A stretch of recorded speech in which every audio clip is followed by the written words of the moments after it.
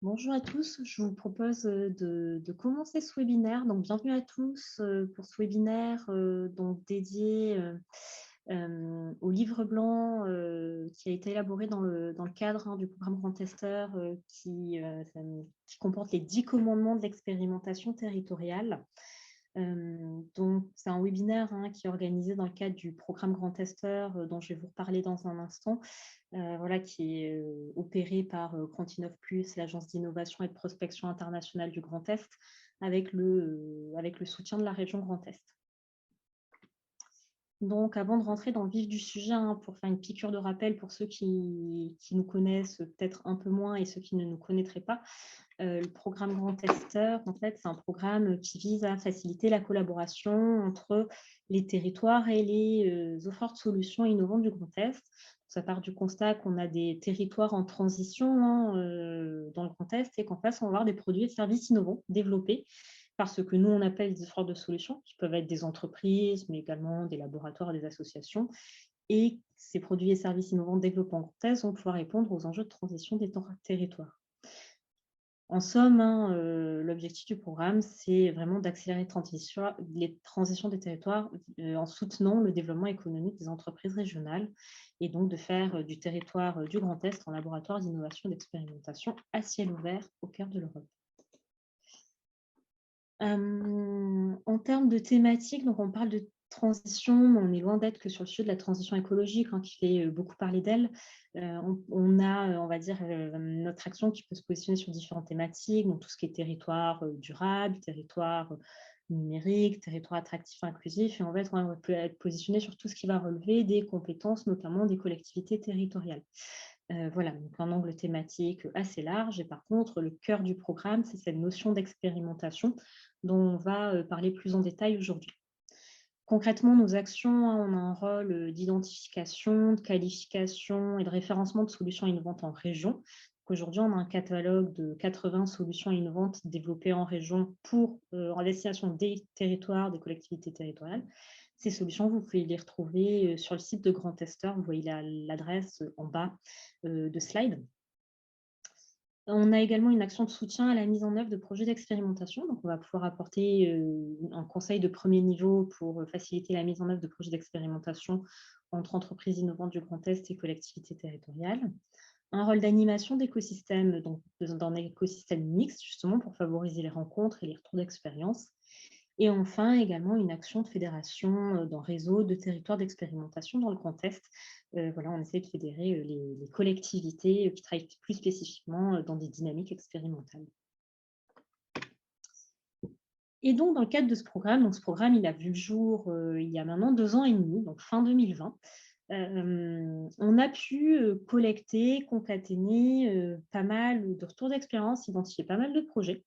Et donc, en fait, est venue cette idée de venir partager cette connaissance qui est accumulée par un petit nombre de personnes qui travaillent sur ces projets, mais d'en faire bénéficier un plus grand nombre, justement pour diffuser cette information, faire monter en connaissance et en compétences les collectivités, les entreprises sur cette notion d'expérimentation territoriale et sur les bonnes pratiques autour de ces projets, qui sont quand même des projets assez novateurs et complexes à mettre en œuvre.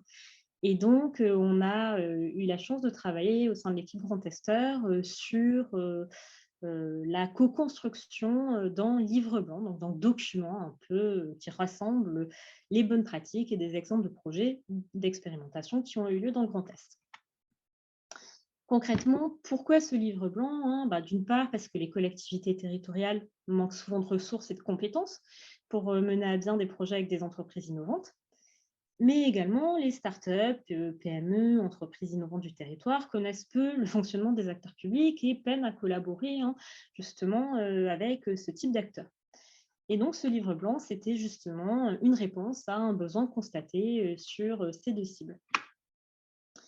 Dans ce cadre-là, on a rencontré 27 partenaires début d'année dernière qui nous ont parlé de leurs projets dans le détail, qui nous ont parlé des problématiques qu'ils avaient rencontrées, qui nous ont parlé des bonnes pratiques qu'ils avaient mises en place, de ce qu'ils auraient fait différemment. Des projets vraiment sur des thématiques différentes, portés par des typologies de collectivités différentes. On a rencontré et des entreprises et des collectivités, des entreprises, des grands groupes et des startups. Et dans cette idée justement de synthétiser un peu toutes ces bonnes pratiques à mettre en œuvre autour de projets d'expérimentation. Et donc, on remercie nos partenaires, donc ces fameux 27 partenaires, vous voyez leur logo qui s'affiche à l'écran, on ne pourra pas tous les citer, mais on les remercie vivement. Et on a d'ailleurs la chance aujourd'hui d'avoir 3 d'entre eux autour de la table, et je présenterai nos intervenants tout à l'heure, et donc leurs structures ont collaboré justement sur la co-construction de ce livre blanc. Donc, nos intervenants, je leur transmettrai la parole dans un instant. Donc, aujourd'hui, on aura Claire Kiefer, qui est chef de service de transition énergétique et développement durable au sein de la communauté d'agglomération Sarreguemines Confluence, qui reviendra sur un projet de rénovation énergétique innovant.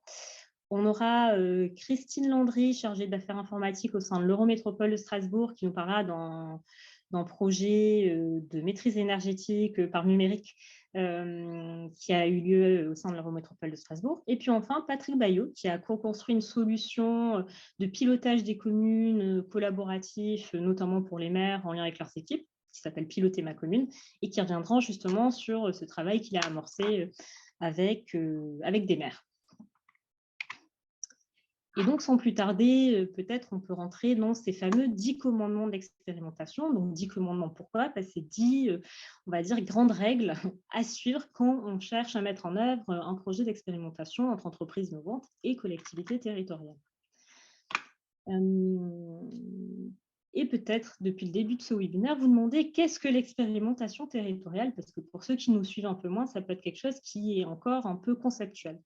Donc, nous, on a déjà travaillé avec nos 27 partenaires que je mentionnais tout à l'heure à justement la définition de ce qu'était une expérimentation territoriale. Donc, voici ce qui est sorti des discussions entre les 27 partenaires.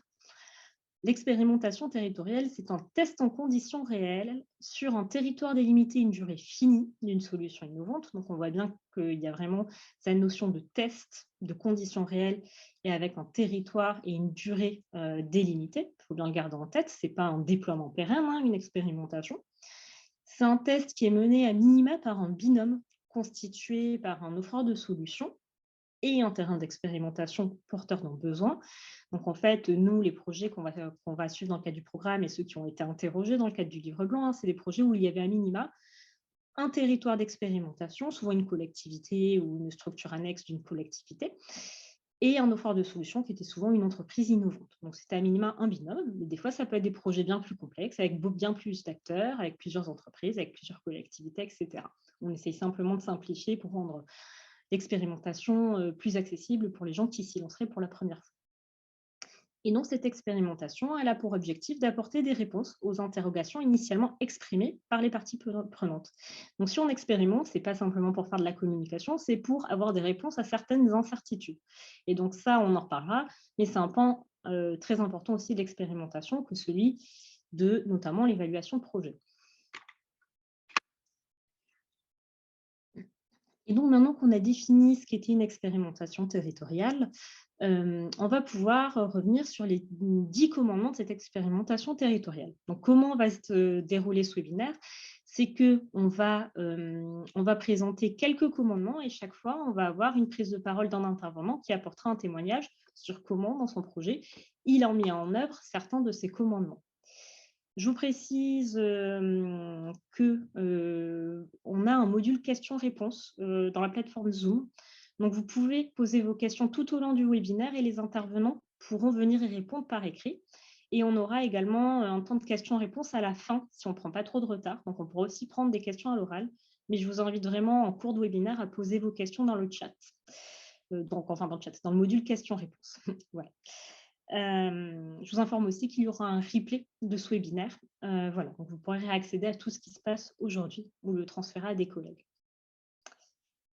Donc, si on rentre maintenant dans les 3 premiers commandements qui ont été co-construits avec nos 27 partenaires, vous les voyez s'afficher à l'écran. On a donc le premier commandement qui est des besoins partagés, tu identifieras. Et donc, on va y revenir sur la slide suivante. Le commandement numéro 2, les bons interlocuteurs, tu rencontreras. Et le commandement 3, l'alignement des intérêts et un projet commun, tu garantiras. Et donc, si on revient sur le tout premier commandement, vous verrez que ces commandements, ils suivent un ordre logique, chronologique, en fait, de ce qui se passe dans un projet. Donc, la naissance de tout projet d'expérimentation, ça va être la définition de besoins partagés. Et donc, ce que nous, on sait beaucoup, ce dont on s'est aperçu, hein, avec les entreprises, les collectivités avec qui on a collaboré, c'est que souvent, en fait, on a des offreurs de solutions, des entreprises qui veulent faire des expérimentations, mais dont les besoins sont mal définis et aussi peu orientés vers les besoins des collectivités. Donc, c'est-à-dire que l'entreprise va avoir son besoin qu'elle va exprimer, elle va dire à la collectivité, voilà moi ce que je veux faire, mais sans forcément se dire bah, qu'est-ce que la collectivité a envie de faire ou a besoin de faire. On a aussi des fois des offreurs de solutions qui vont rencontrer des collectivités avec des discours peu aboutis, parce qu'ils ont un stade de maturité pas assez élevé. Et donc, souvent, ça va être pris par la collectivité comme une solution pas du tout aboutie, qui ne peut même pas être expérimentée. Les entreprises peuvent aussi être amenées, hein, à approcher des collectivités un peu dans un angle de prospection commerciale, alors que leur solution n'est pas mature. Donc ça aussi, c'est un frein, c'est que les collectivités, si on veut co-construire avec elles, ce n'est pas forcément un discours commercial qu'il faut aborder. On peut aussi avoir comme obstacle des collectivités qui, au final, n'ont aucun besoin, aucun objectif, aucun intérêt. Et donc ça, c'est un vrai frein. Et donc souvent, ces collectivités, ce pas des collectivités avec lesquelles les entreprises vont réussir à collaborer parce que ça demande des ressources et qu'elles ne pourront pas mettre à disposition ces ressources. Également, un gros sujet autour des marchés publics. Souvent, si la collectivité exprime un besoin et que derrière, il va y avoir une notion de rémunération, c'est des projets qui vont, même si c'est à phase expérimentale pour quelques mois, sur des petites sommes, etc., tomber sous la coupe de la commande publique. Donc, qui dit commande publique, dit procédure, dit règles assez définies. Et donc là, ça risque aussi d'être un frein. Donc, il faut aussi bien l'avoir en tête. Et finalement, on peut aussi avoir un obstacle qui va être le manque d'expression des besoins de chacun en début de projet. Donc, on ne sait pas trop pourquoi on veut collaborer ensemble, on se dit que c'est chouette, mais on ne définit pas trop ce qu'on veut faire ensemble. Et donc ça peut porter préjudice. Ce que nous ont dit les partenaires en termes de bonnes pratiques à mettre en œuvre, premièrement, donc pour les entreprises, les offreurs de solutions, ça va être de définir clairement ses attentes en amont de rencontres avec des futurs terrains d'expérimentation. Clairement, qu'est-ce qu'on veut faire avec la collectivité, pourquoi on les contacte, est-ce que c'est pour avoir de la donnée, est-ce que c'est pour avoir des interlocuteurs, est-ce que c'est pour avoir un terrain, un bâtiment sur lequel tester, etc. Donc ça, d'être assez clair sur ses attentes. Également, un autre conseil, c'est d'analyser les documents cadres du terrain d'expérimentation et d'inscrire son discours dans les projets stratégiques pour vraiment trouver des échos avec la stratégie de la collectivité. Également, les entreprises peuvent se faire accompagner par des tiers facilitateurs qui connaissent bien le territoire, la collectivité, etc. Donc, par exemple, Grand Testeur, nous, on a un programme dédié pour cela. Il y a d'autres tiers facilitateurs dans les territoires, par exemple les agences de développement économique. Également, les entreprises, il est conseillé qu'elles interrogent le terrain d'expérimentation sur les besoins de la collectivité, d'être vraiment à l'écoute aussi. Ça, c'est une vraie posture adoptée quand une entreprise est à l'écoute du besoin. Et aussi de pouvoir se laisser l'opportunité d'être dans une logique de co-construction. OK, très bien, je suis une entreprise, j'ai développé une solution, mais peut-être que ces solutions, la collectivité va me faire des retours et peut-être qu'elle va devoir évoluer. Et donc, il faut rester quand même assez ouvert à cette logique de co-construction. Et enfin, il y a cette idée de solliciter des avis, consulter les services métiers pour construire un projet commun.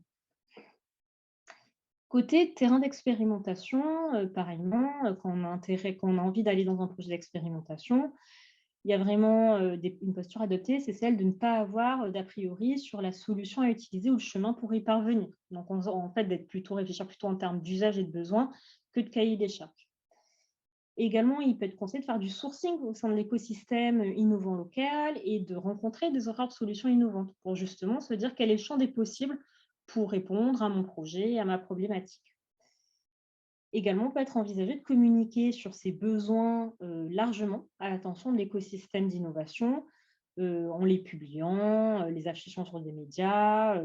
Par exemple, on a une bourse aux besoins sur le site Grand Testeur où les collectivités peuvent partager: «Bonjour, je suis en recherche de solutions pour lutter contre les îlots de chaleur». Donc ça, c'est des choses qui peuvent être faites justement pour aller vers des solutions plus innovantes. Et enfin, il faut être ouvert à la co-construction de projets communs, échanger avec les offreurs de solutions. pour qu'ils adaptent leurs propositions, voilà, être vraiment dans une logique de dialogue, hein, c'est le revers de ce qu'on disait pour les entreprises. Et en interne, surtout être à l'écoute des besoins des différents services pour procéder à des mises en relation qualifiées. Donc en fait, le fait de rencontrer une solution innovante, ça peut être intéressant pour un autre de nos collègues. Et donc ça, il faut aussi penser à cette logique un peu collaborative. Deuxième commandement, les bons interlocuteurs, tu rencontreras. Donc on parlait tout à l'heure des besoins, maintenant on parle des personnes. Souvent, on se rend compte dans les projets d'expérimentation que quand on est vraiment en phase amont de rencontre, déjà la première problématique plutôt côté entreprise, c'est de générer un premier rendez-vous. Comment je vais déclencher un premier rendez-vous avec une collectivité à qui je vais m'adresser. Et puis une fois que ce premier rendez-vous est fait, c'est comment je vais transformer ce premier échange en collaboration plus concrète.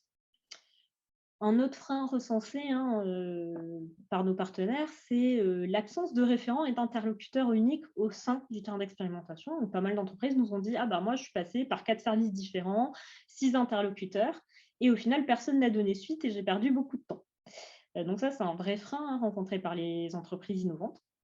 Et finalement, des vrais sujets de contraintes d'agenda, potentiellement des interlocuteurs au sein de la collectivité qui sont vraiment très intéressés, mais dont ce n'est pas forcément les priorités en termes de mission et qui ont une charge de travail conséquente sur d'autres sujets. Donc, pas un manque de volonté, mais peut-être un manque de temps et de bande passante pour allouer à ces projets, à ce type de projet.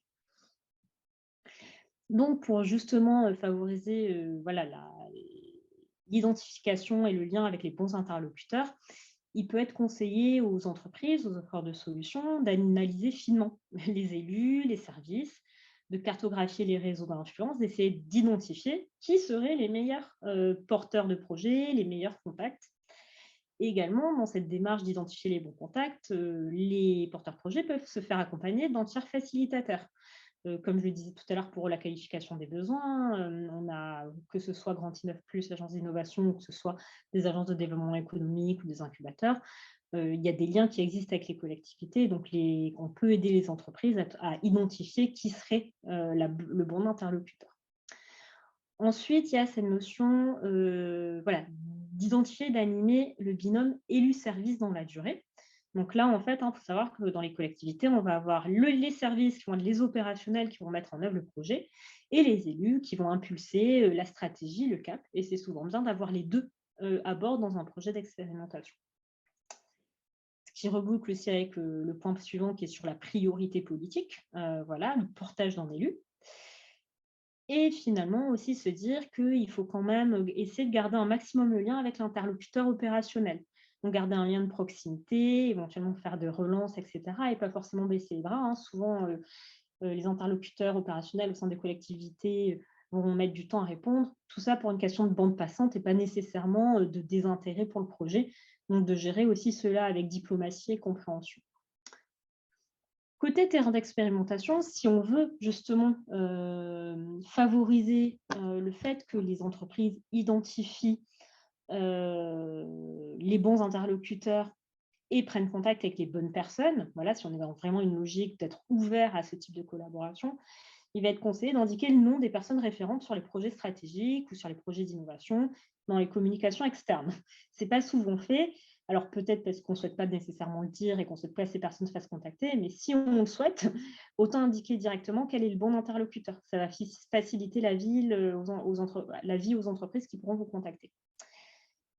Également, il y a cette idée de pouvoir solliciter, informer, impliquer les différents services et partenaires territoriaux concernés par le projet dès la phase de cadrage. Peut-être que la collectivité sera chef de file sur un projet, peut-être pas, mais l'idée, c'est de voir quelles sont les autres structures, les autres services associés à ce projet pour garantir que les bonnes personnes soient mobilisées.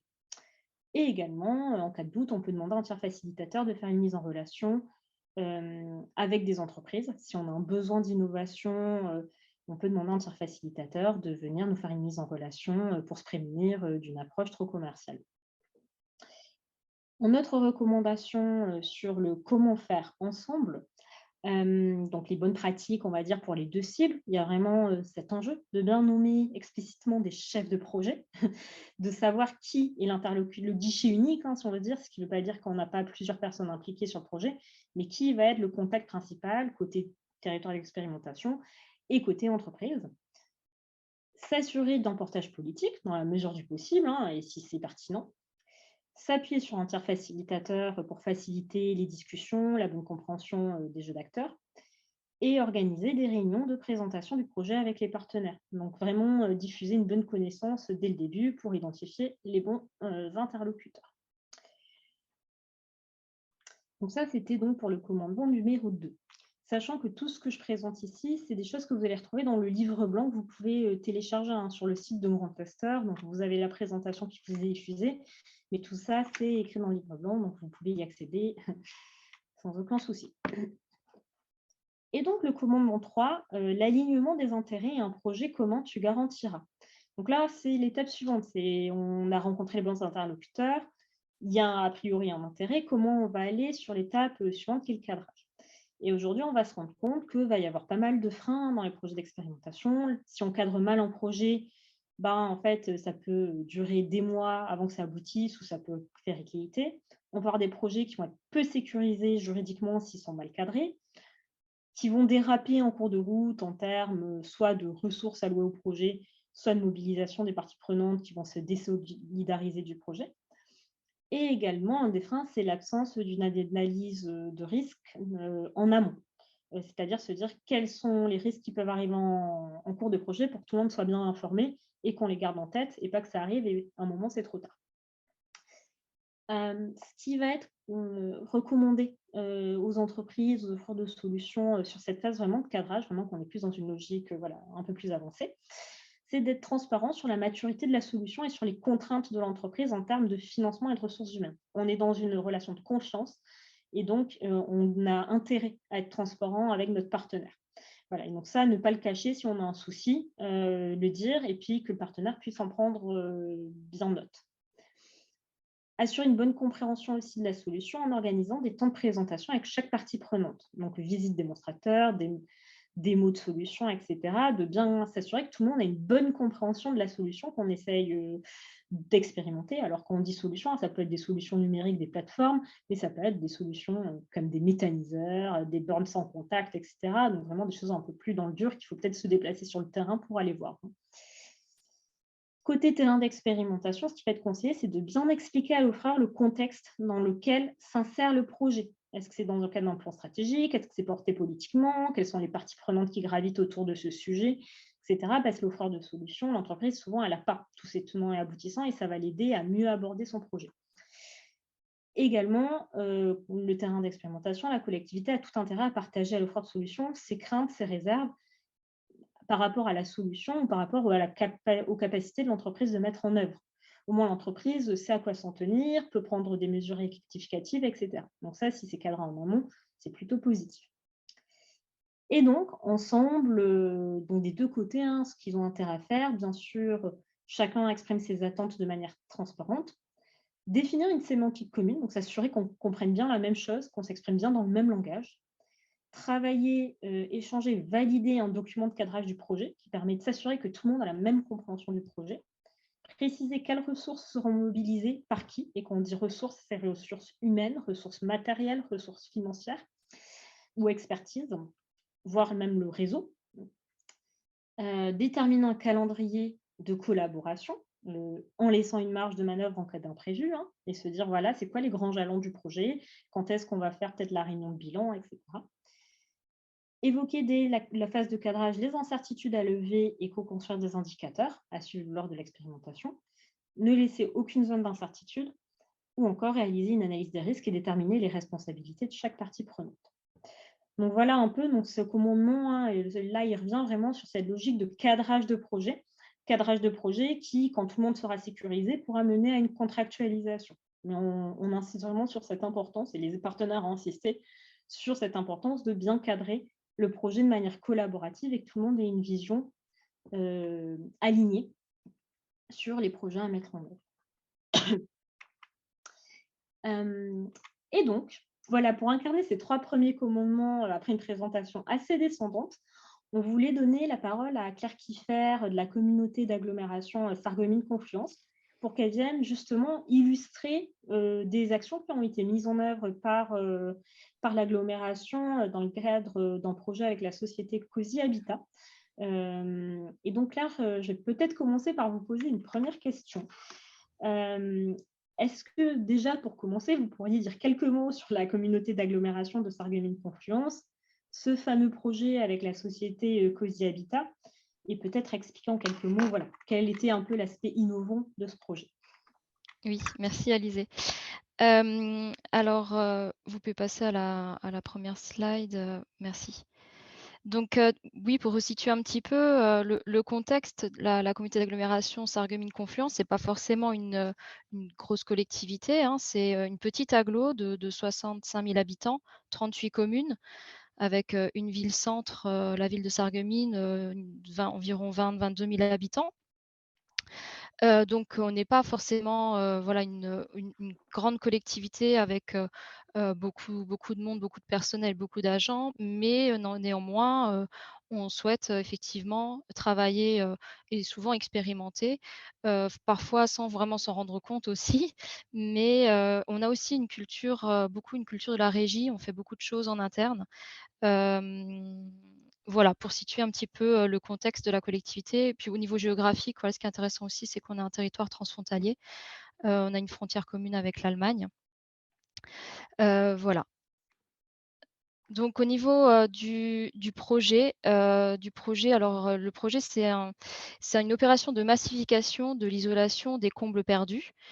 Hem En fait, au niveau de notre politique de transition énergétique, on avait un plan climat en 2012, un premier plan climat, dont a émané, beaucoup de solutions, beaucoup d'actions, au niveau de la rénovation énergétique des bâtiments, sur, l'axe, bâtiments, des particuliers, sur, les bâtiments publics aussi et de là ont été créés, plusieurs services au sein du service transition énergétique.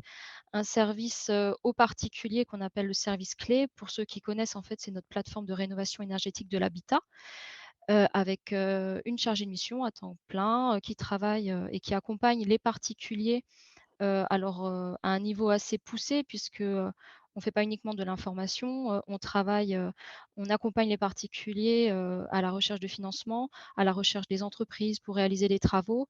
On fait, une AMO, on suit les travaux et on on suit les travaux jusqu'à la fin. On a le pendant au niveau de nos communes. Donc on a un référent énergie, anciennement, CEP, conseiller en énergie partagée. Le référent énergie fait ce même travail, mais pour nos communes membres. Donc on les accompagne dans la rénovation énergétique, dans tout ce qui est économie d'énergie, que ce soit pour les bâtiments, pour, l'éclairage public aussi. C'est une personne, donc qui travaille à temps plein sur ce sujet, qui fait des diagnostics et qui accompagne également les communes aller chercher des financements, pour rechercher des entreprises, voilà et réaliser des travaux d'économie d'énergie. Et dans ce cadre, on savait que, on avait beaucoup de travail en termes de rénovation énergétique, que, on va pas forcément très vite si, on fait que de la rénovation, BBC, et qu'on fait, des rénovations globales, même si forcément ce sont des bonnes solutions, mais tout le monde, que ce soit les particuliers ou les communes, n'ont pas forcément, le budget, pour le faire ou sont pas prêtes à le faire, de manière globale. On savait aussi qu'il y avait vous pouvez d'ailleurs passer à la slide suivante, Alizé. On savait qu'il y avait, des dispositifs, d'aide complexes.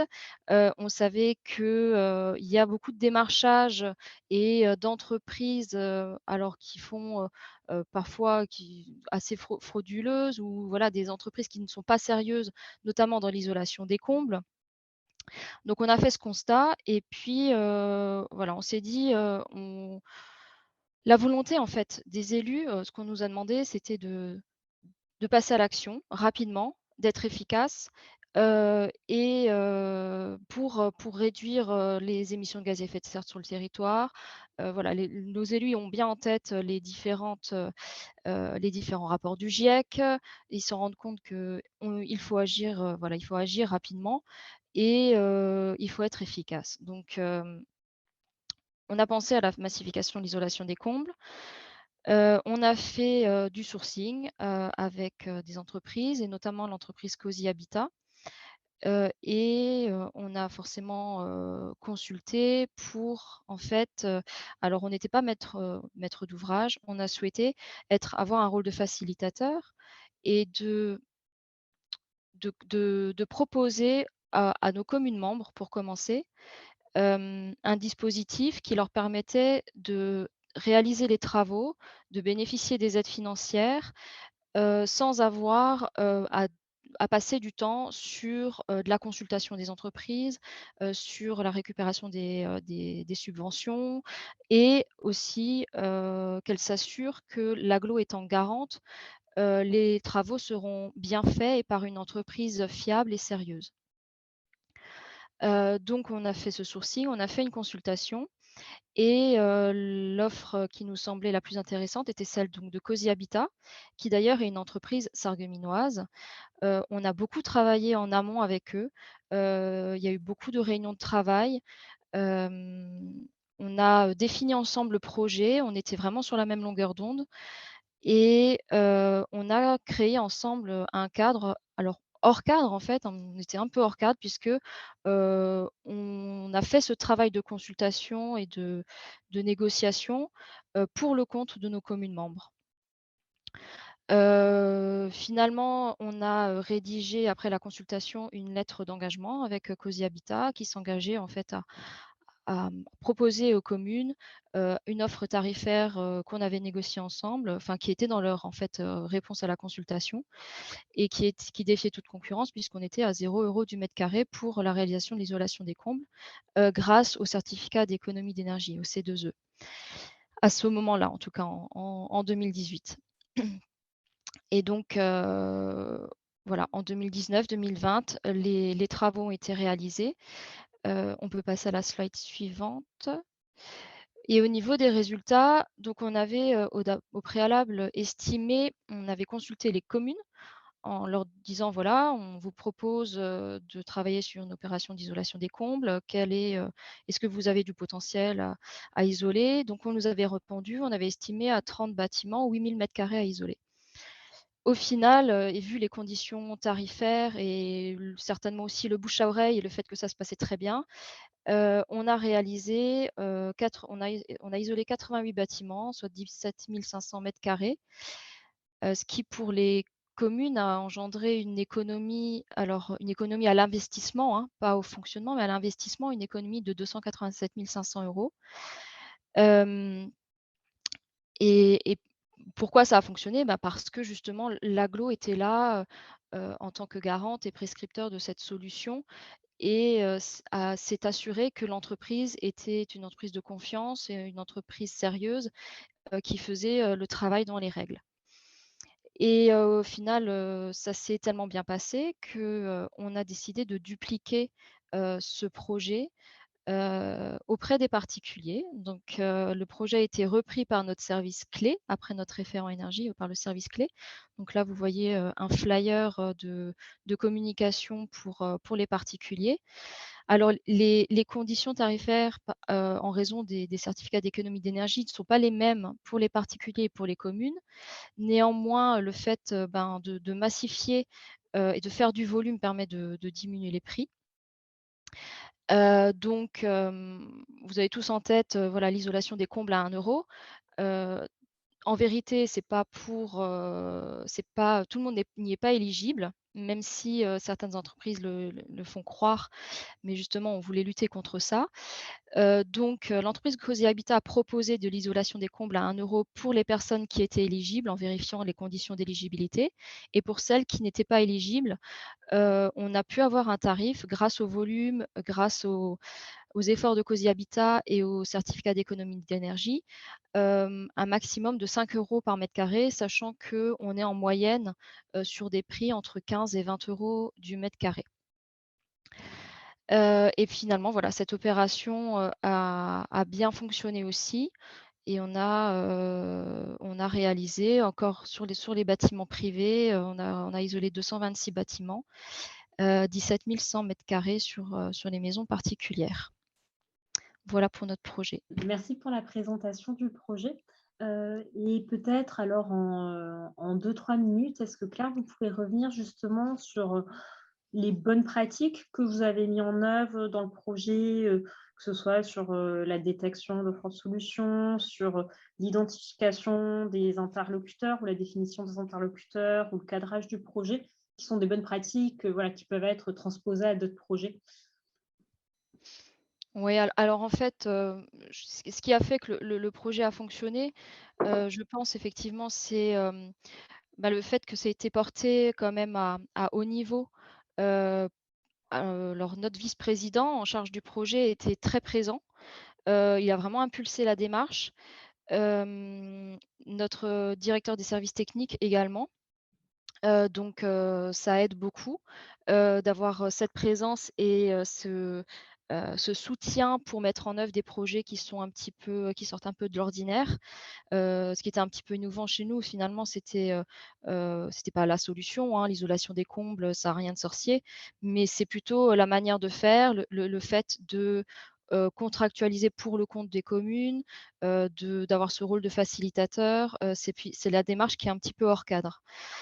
Après, ce qu'il faut se dire aussi, c'est que, étant donné qu'on est hors cadre, notre élu nous dit souvent que dans notre service, on a un laboratoire et voilà, la transition énergétique, il faut chercher des solutions, il faut innover, hem, mais c'est pas forcément, l'état d'esprit, de nos services, marchés, nos services juridiques. Donc il faut penser à les associer, je pense, assez en amont pour qu'ils ne soient pas surpris de la démarche, un petit peu trop tard. Et qu'ils soient vraiment associés, à chaque étape. Mais, vraiment, j le ce qui a bien fonctionné, je pense chez nous, c'est la communication et la bonne entente avec les bons interlocuteurs effectivement, de cette entreprise qui est une petite entreprise, familiale, de Sarreguemines. Ce sont 2 associés qui étaient très, très présents et chez nous, le portage, à haut niveau. Merci beaucoup, Claire, pour ce témoignage. Voilà, donc on retiendra, quand même cette logique de un peu de consultation, de sourcing, de co-construction du projet avec la société, qui avait eu la meilleure proposition, la présence, d'un élu assez engagé sur le sujet, du directeur, des services techniques, des associés de Cozy Habitat qui étaient aussi très présents, et très impliqués dans le projet. Et également, voilà, du rôle de facilitateur que l'agglomération a eu pour ses communes. Voilà. Donc c'était un peu pour synthétiser, Oui. le projet, les bonnes pratiques sur le projet, entre Sarreguemines Confluence, et Cozy Habitat. Merci beaucoup pour le témoignage Claire et donc je vais, passer, sur les commandements suivants et puis si vous avez des questions à adresser à Claire Kiffer, n'hésitez pas à les, inscrire dans le module questions-réponses. On pourra répondre tout à l'heure ou Claire pourra vous répondre directement dans le module. Je vais repartager mon écran, hop, pour passer au commandement suivant. Donc, on était sur les premiers commandements, vraiment sur des commandements plutôt liés à la phase amont du projet, donc tout ce qui est sur les premières rencontres, le cadrage de projet. Maintenant, on va passer sur 2 commandements qui sont plutôt relatifs à tout ce qui est contractualisation et financement. Donc, on a 2 grands commandements à retenir qui sont très souvent le nerf de la guerre hein, sur ce type de projet. Le premier commandement, le quatrième qui est des engagements contractuels de chacun, tu t'assureras. Et une stratégie de financement, tu co-construiras. Et donc, pour rentrer un peu plus dans les détails, donc sur le sujet des engagements contractuels, les partenaires hein, associés au livre blanc ont identifié les freins suivants. Souvent, un manque d'expertise juridique des acteurs sur ce type de projet, énormément d'interrogations sur le sujet de la commande publique, un manque d'arguments ou de connaissances pour envisager d'autres cadres juridiques, hein. Un projet d'expérimentation, c'est pas nécessairement de la commande publique et on y reviendra avec le témoignage de Christine Landry dans quelques instants. Des multiples itérations, lenteurs et mise en péril du projet, hein. Souvent sur cet aspect juridique, c'est très bloquant. Et à terme aussi, si on va dire les engagements contractuels ne sont pas bien définis pour l'entreprise, ça peut mener à un risque de perte de la propriété intellectuelle de l'innovation, ou pour la collectivité, l'incapacité d'accéder aux données liées au projet, ou vice-versa. Hein. Voilà. Mais ça peut quand même mettre à risque, au-delà de la complexité de contractualiser et de ne pas lancer le projet, c'est qu'à terme, ça peut quand même poser des grosses questions. Les bonnes pratiques ont été recensées par les 27 partenaires consultés. Donc, ont été les suivantes. Donc, d'abord, peut-être pour les offres de solutions, de vraiment s'informer sur les cadres juridiques mobilisables. Donc, notamment, hein, côté Grand Testeur, on a développé un guide sur des cadres juridiques qu'on peut mobiliser pour faire l'expérimentation. Donc, forcément, on va vous inviter à le consulter ou à minima nous contacter pour avoir un premier niveau d'information. Également, de proposer une co-construction du cadre juridique avec le référent métier, donc l'interlocuteur côté service métier, mais aussi une personne issue du service juridique. Et donc ça, de bien l'anticiper. Donc, c'est-à-dire que de penser ce côté juridique dès la phase amont du projet, parce que potentiellement, le projet, on va le structurer différemment en fonction du cadre juridique qu'on envisage. Être en mesure aussi de justifier le caractère innovant de la solution si on pense passer par un achat d'innovation. Souvent, nous, on est contactés en nous disant on aimerait bien faire un achat d'innovation à moins de 100 000 euros. Hein. C'est une nouvelle procédure qui existe depuis un peu plus de 3 ans, qui a été pérennisée dans le Code de la commande publique, où on peut faire du gré à gré jusqu'à 100 000 euros, mais cela, si on arrive à justifier que la solution est innovante. Et donc pour ça, les acheteurs ont un faisceau d'indices. Et donc l'entreprise, ce qu'on lui conseille, c'est de elle-même travailler sur ce faisceau d'indices et arriver vers son service métier et vers le futur service de commande publique en ayant déjà un dossier constitué de pourquoi la solution est innovante. Également aussi de bien anticiper l'envoi de toute demande d'autorisation de dérogation auprès d'entités publiques ou parapubliques. Donc pour certains projets, hein, par exemple sur la voie publique, on peut avoir besoin d'avoir des autorisations spécifiques d'autorité de l'État. Donc ça, de bien l'anticiper. Voilà, parce que ça peut prendre quelques mois. Et donc si on pensait faire le projet dans 4 semaines, ben, on ne pourra pas le faire avant 4 mois. Côté terrain d'expérimentation, ce que nous, on va recommander, c'est vraiment, si on va être dans des logiques d'expérimentation un peu récurrentes, de former les services juridiques et achats aux cadres contractuels mobilisables pour expérimenter. Donc, bien sûr, il y a plusieurs dispositifs qui relèvent du Code de la commande publique, mais il y a aussi des dispositifs où on peut s'affranchir de la commande publique. Et donc ça, de bien travailler à la sensibilisation en interne, parce que les services commandes publiques, eux, ce qu'ils connaissent, c'est le Code de la commande publique. Ce n'est pas nécessairement les autres types de dispositifs juridiques mobilisables. Donc, il y a tout un travail d'évangélisation, de montée en connaissance et en compétences. Également, au-delà des services commandes publiques et juridiques, aussi de proposer une sensibilisation juridique au sein des différents services, parce que les différents services sont potentiellement des services qui vont porter des expérimentations, donc autant qu'ils sachent assez tôt sur quel cadre juridique peut être mobilisé. Et enfin, et donc ça, Claire Kiffer le disait tout à l'heure, de mobiliser un référent issu du service juridique dès la phase de cadrage du projet, donc très en amont. Au moins, le référent juridique aux commandes publiques n'est pas informé 6 mois après le début des discussions qu'il faut absolument contractualiser dans les 2 semaines. Et que ça va être quand même très compliqué à faire s'il y a les freins qu'on a cités tout à l'heure.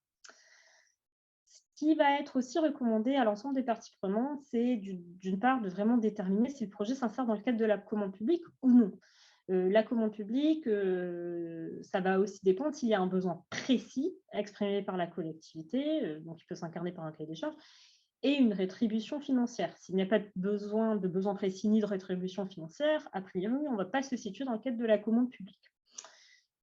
Également, en cas de contractualisation complexe, de ne pas hésiter à recourir à un conseil juridique externe, voilà, parce que ça peut vraiment faire gagner du temps et ça ne va pas forcément coûter plus cher que tout le temps en itération qu'on va perdre à essayer de trouver un cadre juridique à un projet.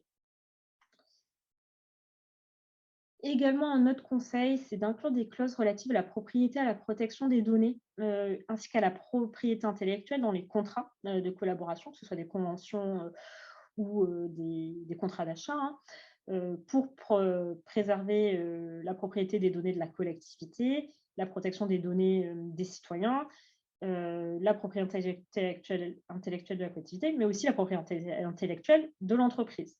Voilà, donc ça, c'est des choses. Et on a également un petit document avec des exemples de clauses à inclure dans ce type de contrat pour protéger chacune des parties prenantes. Et finalement, un dernier tour qui est se donner une marge de manœuvre contractuelle en cas d'imprévu. Voilà, c'est bien d'avoir un contrat, c'est bien d'avoir une certaine flexibilité aussi, parce que les imprévus, quand on parle d'expérimentation et d'innovation, il y en a toujours. Sur la stratégie de financement, donc il y a des gros sujets hein, sur la stratégie de financement, souvent des gros besoins de financement de la part des offreurs de solutions, pas de budget mobilisable au sein des terrains d'expérimentation, des questions de on va devoir mobiliser du budget de fonctionnement et pas d'investissement, sauf qu'on a moins de budget sur le fonctionnement, une méconnaissance des guichets de financement public mobilisables, une complexité du montage des demandes d'aide publique, que ce soit des montages de demandes d'aide pour les entreprises ou les collectivités, un manque de compétences en ingénierie financière et même et aussi un autre frein qui arrive plus tard, des dépenses imprévues en cours de projet. Donc là, les recommandations, hein, déjà, c'est pour les entreprises de ne pas se présupposer en financement de la collectivité, de si un cofinancement est souhaité, déterminer sur quelles dépenses un cofinancement est souhaité et ce qui ne relève pas du projet avec la collectivité, qui est plutôt de la R&D interne, de faire une étude des financements publics mobilisables et d'être force de proposition vis-à-vis de la collectivité, de s'appuyer sur des structures d'accompagnement qui vont aider à identifier des financements. Dans la logique d'un achat, de bien identifier si c'est des dépenses qui relèvent des frais de fonctionnement ou d'investissement des collectivités. Et finalement, éventuellement, de proposer une mutualisation des dépenses entre plusieurs terrains d'expérimentation, ce qui permet d'aller chercher plus de budget.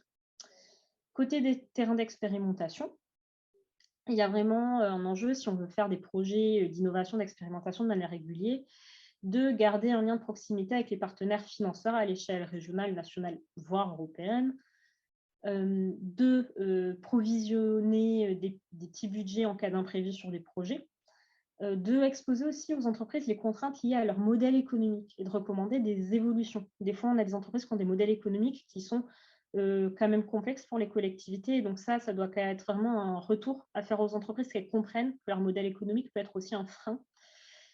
Un autre conseil qui est aussi de sanctuariser un budget expérimentation au sein d'une collectivité ou de mettre en place même des systèmes d'appel à projets avec potentiellement un petit prix pour le lauréat. D'être dans une logique de co-construction de dispositifs de financement entre terrains d'expérimentation et partenaires financeurs. Et finalement, de bien identifier les opportunités de se positionner sur des appels à projets nationaux européens pour devenir des territoires d'expérimentation, de démonstration. On a notamment vu passer ces derniers mois des appels à projets nationaux, démonstrateurs villes durables, territoires intelligents et durables, qui peuvent venir flécher sur un territoire plusieurs millions d'euros sur une période donnée.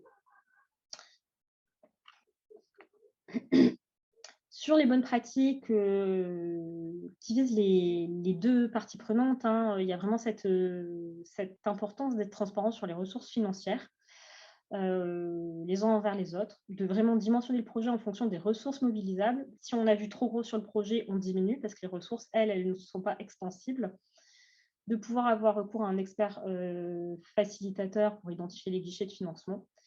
Et également un très bon retour que nous avait fait un partenaire, d'impliquer les partenaires financeurs dans les instances de gouvernance. Au moins, les partenaires financeurs comprendront s'il y a un imprévu qui y arrive. Donc voilà pour un peu les retours collectés auprès des partenaires, mais pour incarner ça plus concrètement, je vais me tourner vers Christine Landry, qui travaille au sein de l'Eurométropole de Strasbourg et qui va pouvoir nous parler justement d'un projet avec la société Sunishark, où il y a eu une expérimentation qui a eu lieu ces derniers mois ou dernières années. Et donc, Christine, je me tourne vers vous et je vais peut-être vous demander en premier de nous dire, voilà, c'était quoi ce fameux projet avec Sunishark et pourquoi c'était un projet d'innovation? Ouais. Alors, sur le contexte et brièvement sur le contexte politique, donc l'Eurométropole de Strasbourg avait adopté en avril 2019, avec une large consultation citoyens, élus, experts, le plan climat 2030, avec de nombreuses ambitions, dont la lutte contre la pollution de l'air, la diminution de la production de déchets, la valorisation des espaces naturels et surtout en particulier avec un fort accent là-dessus, la réduction de la consommation énergétique. Donc on était déjà au niveau politique dans un contexte assez favorable. Et puis, en novembre 2018, effectivement, il y a un peu d'histoire, mais il y aura aussi le contexte Covid, et cetera, qui explique tous ces délais. Il y a un collègue qui se rend au salon Smart City à Paris et qui me ramène 2 cartes de visite, dont celle de Sunishark, et on voit que les salons, c'est quand même intéressant, sur ces économies d'énergie. Donc, je prends contact avec Sunishark en mars 2019. Je rencontre son président, qui commence à faire un très bon travail de recherche sur le terrain, qui regarde l'ensemble de nos piscines pour voir ce qu'il peut proposer. Et il vient avec une solution expérimentale jamais testée sur une grande piscine qui met en œuvre des serveurs avec des algorithmes et un petit peu d'intelligence artificielle. Et il nous propose d'expérimenter cela avec lui. Alors, on se demande un petit peu comment on va faire. C'est également très compliqué de trouver les bons interlocuteurs parce que nous sommes une grande maison avec de nombreux services qui ont chacun leur fonction. Et puis petit à petit, on commence à dessiner une équipe projet et à trouver tous les bons interlocuteurs, patrimoine sportif, direction du numérique, qui ne semble encore qu'un service informatique à l'époque, Aquaglis qui gère les piscines, la direction des sports qui gère la partie facturation d'énergie dont on aura besoin pour le bilan, maintenance bâtiment qui connaît très bien le bâtiment puisqu'il va falloir intervenir aussi sur la structure du bâtiment et maintenir ses conditions de qualité opérationnelle pérennes et la mission projet digital qui fournira la suite du budget. Donc, ça fait pas mal de monde et l'identification n'est pas simple, hein. Je ne dis pas que j'ai réussi du premier coup. Ensuite, de mai à septembre, on travaille pour faire connaître le projet, puisque ce n'est pas un projet qui est validé. Au départ, ça vient vraiment, on trouve cette carte de visite, on réfléchit, qu'est-ce qu'on peut faire, on met ensemble les acteurs et on discute. Et pour porter ce projet, il y a une présentation au concours interne de l'innovation qu'on avait la chance d'avoir à l'Eurométropole, une étude de faisabilité technique en parallèle, la recherche du financement, la mobilisation des équipes, mais vraiment en partant du terrain, les techniciens à leur écoute jusqu'au chef de service pour essayer de mobiliser un petit peu tout le monde. Et en parallèle, ça permet avec toutes les informations recueillies de rédiger la convention d'innovation dont nous allons parler, puisque Sony Shark est complètement expérimental, on va pouvoir partir sur une convention d'innovation et pas sur un marché. Et en décembre 2019, donc quasiment après un an, l'élu référent signera la convention d'innovation. Alors pour terminer sur ce macro-planning, nous aurons à partir de janvier 2020 la commande de matériel, donc des capteurs connectés qu'il faudra installer dans les piscines, le confinement qui arrive en mars avec la suspension du projet, reprise un peu doucement en septembre 2020 avec un chef de projet dédié qui sera nommé et qui organisera du coup la signature d'un avenant de prolongation de l'expérimentation puisqu'on convient immédiatement qu'on dépassera largement suite au confinement ce qui était prévu dans la convention initiale. Donc, c'est un début un peu chaotique avec la Covid là, qui s'invite dans les piscines et il faudra en tenir compte puisque ça va changer les conditions techniques du départ, hein. On va nous demander tout d'un coup de renouveler 100% de l'air. Donc, ça fait mettre à jour pas mal d'algorithmes et d'études pour Sony Shark. Donc, le bilan sera fait en juin 2022. On en reparlera à la fin. Mais du coup, dans cette convention, qu'est-ce qu'on y a mis? On a rappelé, comme je viens de le faire, le contexte politique pour expliquer un petit peu les choses. On présente la solution de Sony Shark et les 4 principes de base de l'optimisation. Donc, les 4 principes, c'est on connecte les données sur le site avec des capteurs qu'on va installer et financer. On envoie les données sur les serveurs de Sony Shark à Paris.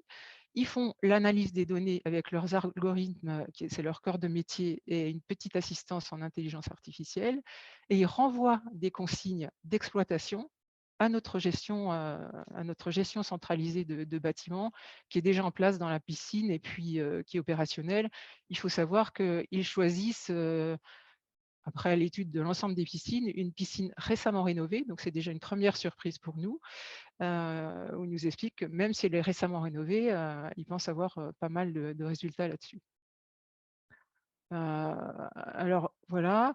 Donc, la première partie de la convention, elle définit les partenaires, la durée de la convention, donc on part sur 18 mois. On pense à l'époque qu'on pourrait aller plus vite, mais on prend des précautions en pensant au temps administratif qu'on a quelquefois et on commence par 18 mois et finalement, oui, ce sera beaucoup trop court, hein. Dans une seconde partie qui est beaucoup plus importante, on détaille le projet et son macro-planning par phase. Donc, l'état des lieux de la piscine choisie, le descriptif du dispositif avec une liste grossière des capteurs connectés à installer. On ne va pas dans le détail parce qu'on sait très bien que quand on va commencer à tester, on va peut-être découvrir d'autres choses. Un descriptif de l'analyse qu'on va mener avec un apprentissage pendant 1 à 2 mois. La solution prend nos données et elle apprend. Ensuite, on va monitorer pendant 8 mois, dont 4 mois de régulation intelligente et prévoir, donc déjà dans la convention, on prévoit le bilan de cette consommation énergétique et bilan d'exploitation également, puisqu'on s'engage à maintenir le confort des baigneurs et puis le bâtiment en conditions correctes d'exploitation. Donc, on détaille à chaque fois les livrables à fournir par les deux partenaires.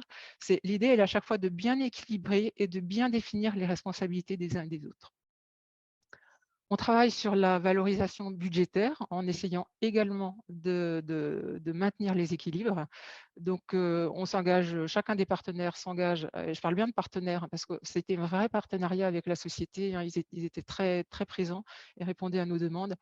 Et sur l'ensemble du projet, on s'engage chacun à fournir 18 jours de travail, de chefferie de projet, de technicien. Voilà, on définit tout ça, même si par phase, ce n'est pas équilibré, mais sur l'ensemble du projet, c'est tout à fait équilibré, en tout cas sur ce qu'on estime à l'époque. Pareil sur l'engagement budgétaire, c'est-à-dire qu'on s'engage, nous, à acheter les capteurs connectés qui resteront en notre possession à la fin de l'expérimentation. Et Sony Shark valorise sa solution qui n'existe pas encore, qui n'est pas encore sur le marché, hein, puisque c'est complètement expérimental et il n'y a pas vraiment de concurrence. Donc, on fait un chiffrage de ce que coûterait la solution s'il était en exploitation et on le met face à notre engagement financier. Et on définit le pilotage du projet avec les équipes voilà, citées en introduction, qui sont déjà définies également dans la convention. Donc, dans la troisième partie de la convention, c'est des dispositions diverses, mais très, très importantes parce qu'elles vont jouer beaucoup sur la qualité qu'on souhaite conserver. Donc, on ajoute, c'est des sécurités, hein, on ajoute la possibilité de désactiver temporairement ou définitivement le dispositif et bien sûr de remettre à la fin de l'expérimentation le système en conditions initiales. Les délais d'intervention des uns et des autres en cas de dysfonctionnement, donc on est assez sévère, hein, on dit si ça dysfonctionne, c'est en 1 ou 2 heures, il faut remettre en état. Donc, on imagine un bouton poussoir déjà dans la convention pour pouvoir agir très, très rapidement. Les règles de communication également, pour que l'un des deux partenaires ne puisse pas communiquer sur l'expérimentation sans l'accord de l'autre. Ça, c'est très, très important. Les règles de sécurité, puisque, comme je vous expliquais dans les 4 principes, là, il va y avoir des communications informatiques entre des serveurs de l'Eurométropole et des serveurs externes. Donc là, on est très, très regardant là-dessus. Et on n'est pas parti dans cette convention sans avoir réglé cette partie technique au préalable. Et puis, les règles concernant la propriété des données brutes que nous allons fournir et qui appartiennent à l'Eurométropole, et des données travaillées, des données d'exploitation qui seront créées et qui resteront dans la propriété de Sony Shark. Donc ça, c'est les parties. Alors bien sûr, hein, moi je suis informaticienne, donc c'est la sécurité, la propriété des données, c'est presque une évidence, mais c'est vraiment très, très important. Si tout se passe bien, tant mieux, mais à partir du moment où il y a un problème, il faut vraiment que ces choses-là soient inscrites noir sur blanc. Merci Voilà. Christine. Et du coup, alors ce que je ressouligne pour que nos auditeurs le comprennent bien, hein, c'est que donc il n'y a pas eu de transaction financière entre l'Eurométropole de Strasbourg et Sony Shark. C'est un vrai partenariat avec des ressources mises sur la table de manière équilibrée. L'Eurométropole de Strasbourg qui achète elle-même les capteurs dont elle est propriétaire, et Sony Shark qui met à disposition sa solution pour la tester et l'améliorer. Et donc, c'est une convention qui a été construite, co-construite, rédigée par Christine Landry, qui est un peu chef de projet en amont sur ce projet-là, mais qui, bien sûr, a été vérifiée, validée par les services communs publics et juridiques. Donc, voilà, donc, plutôt opérationnel, on va dire, sur la rédaction, mais bien sûr, avec une validation juridique derrière des services concernés. C'est bien ça. C'est bien ça, oui. Voilà. Et avec aussi l'idée que c'est une expérimentation, ça ne marchera pas forcément. Et l'idée aussi, enfin là c'est une obligation, je pense, c'est qu'à la fin de cette expérimentation, on n'aura pas de prix de favoritisme, on va dire, parce qu'on les a aidés à faire cette expérimentation. Une fois que c'est terminé, on est au même niveau que les autres collectivités, on est de simples clients. Merci Christine. Et peut-être juste une dernière question en 1 minute. Est-ce que vous pouvez nous dire comment s'est passé le projet? Au final, quel a été le bilan? Est-ce que ça a été un bilan positif? Et maintenant, quelles sont les suites envisagées? Oui, alors le bilan, je vous le fais avec une petite scénographie. Si vous le connaissez, celui-là, le label or des élus territoires innovants en 2023. Mais sur les chiffres, alors il est très positif, hein, puisqu'il y a une estimation de gain énergie de 25 à 35%. Donc, ça reste une estimation parce que ça peut bouger, hein, évidemment. On comprend bien que si en 2023, il fait très chaud, eh ben, on aura peut-être besoin de consommer un peu moins d'énergie. Donc, il faut rester là-dessus un petit peu plus souple, hein. Ça permet aussi de détecter les anomalies la première année qui peuvent nous faire consommer beaucoup plus. Donc, il nous reste à concrétiser en fait et à déployer cette solution sur des autres piscines. Ça, c'est en cours. Et là, on en avait parlé ensemble. C'est vrai que c'est quelque chose dans la convention qu'on n'avait pas forcément prévu. C'était comment on va pérenniser cette solution si c'est positif. Voilà. Merci beaucoup Christine pour le témoignage. Et du coup, maintenant, la question qui se pose, c'est vraiment celle de la commande publique, hein. Sur ce projet, on a été sur du partenariat sur la première étape, le pied à l'étrier, la collaboration. Maintenant, a priori, les futures collaborations s'inséreront dans le cadre de la commande publique. Donc, je leur Oui. précise pour les gens qui se poseraient la question de « Ah, ok, on va continuer sans, sans commande publique ». Non, non, a Non, priori, c'est fini. voilà, peut-être un autre aussi pour finir sur votre intervention, Christine, je m'étais aussi noté un conseil que vous m'aviez dit, hein, pour les collectivités ou les entreprises, c'est de bien être en écoute de toutes les parties prenantes, parce que par exemple, les techniciens ont fait remonter l'importance du confort pour les baigneurs. Oui. Donc, il y a une borne qui a été mise en place pour s'assurer du fait que l'eau n'était pas trop froide ou pas trop chaude, et on pouvait suspendre le dispositif s'il y avait vraiment un impact sur la qualité de baignade. Et également un autre point qui a été remonté par un collègue sur tout ce qui était communication et le fait de bien prévoir, de cadrer la communication pour éviter les dérapages de communication voilà, des deux côtés. Oui, on l'a vu sur votre slide, hein, les petits bouchons sur la qualité de l'air et la température de l'eau. Il faut savoir, dans une piscine, si vous baissez de 1,5 degré l'eau, la température de l'eau, vous perdez beaucoup de baigneurs.